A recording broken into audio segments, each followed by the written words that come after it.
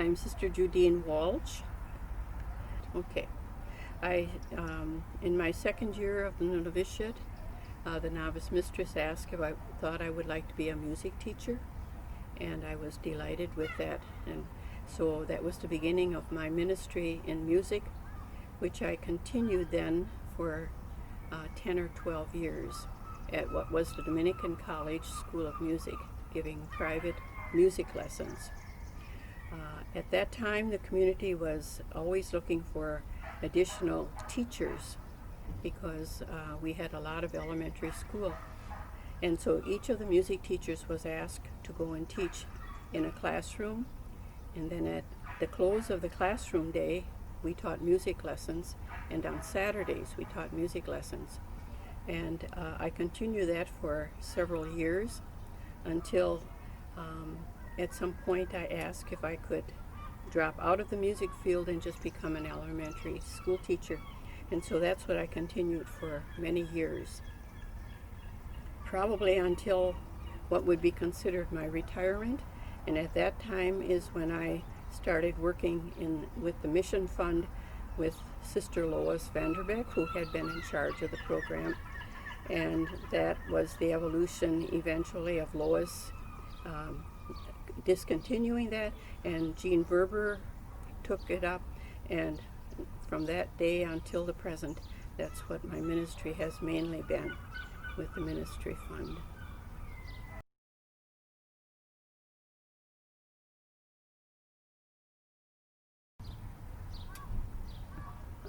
They were 3 very happy years, our postulate and 2 years of novitiate.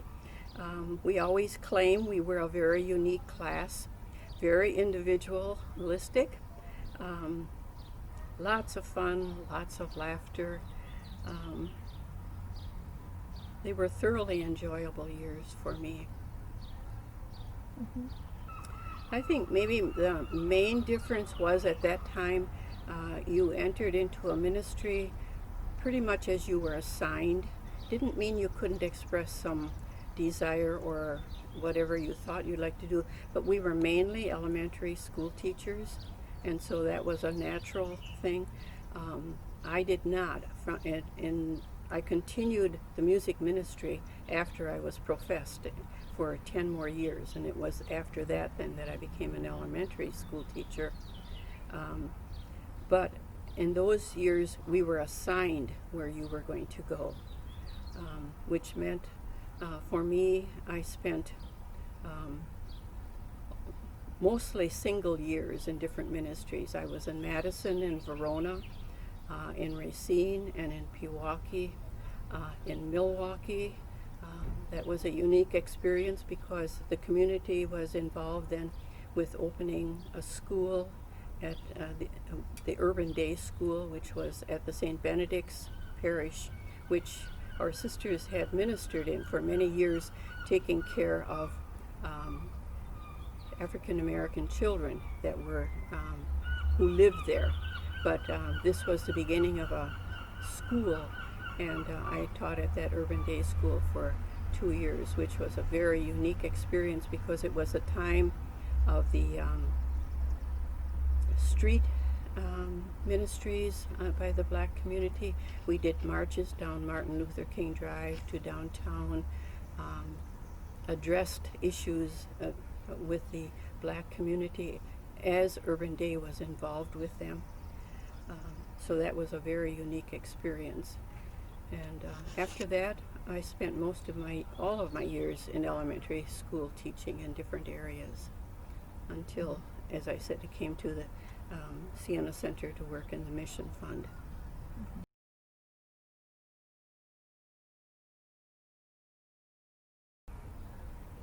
Well, who I am now, I just continue ministry, not especially, well, the last, I don't even know how many years was Mission Fund. That was almost all absorbing, although Jean and I have been together for many years here, and we've been thoroughly engaged in the Racine civic community, and so a lot of justice outreach opportunities we've participated in and been involved with. I would have to say being thoroughly engaged in the outreach has really shaped who I am now, the interest I have, who I want to continue being involved in. It's very engaging. I think that's probably it's very satisfying. It's challenging, and which is life-giving.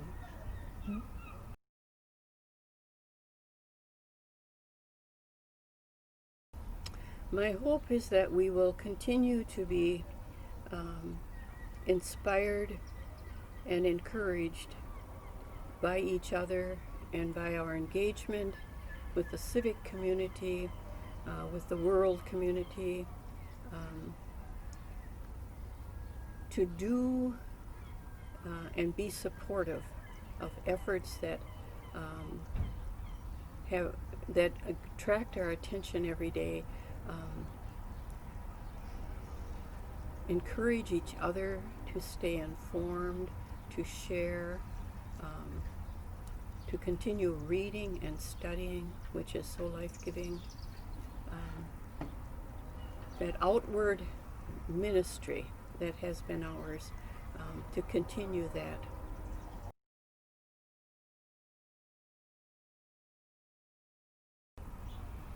I think as a community we are a wealth of engaged sisters and persons, and I think to be engaged with our sisters and share with them what they are engaged in now, what they have been, sharing their enthusiasm for the mission that we as Racine Dominicans have, I find that very life-giving. It's amazing, even after you've been in the community for 70 years, the things you have never known about another sister. So often our ministries, we were busy, but we came home, but we didn't share a lot of what our personal feelings were about the ministry. Maybe in retrospect, as you get older and you're retired, you realize what engagement in those ministries really meant. But I find it very life-giving to share with our sisters today, even if they aren't out necessarily real active, but their interest in supporting efforts that are being done in the community.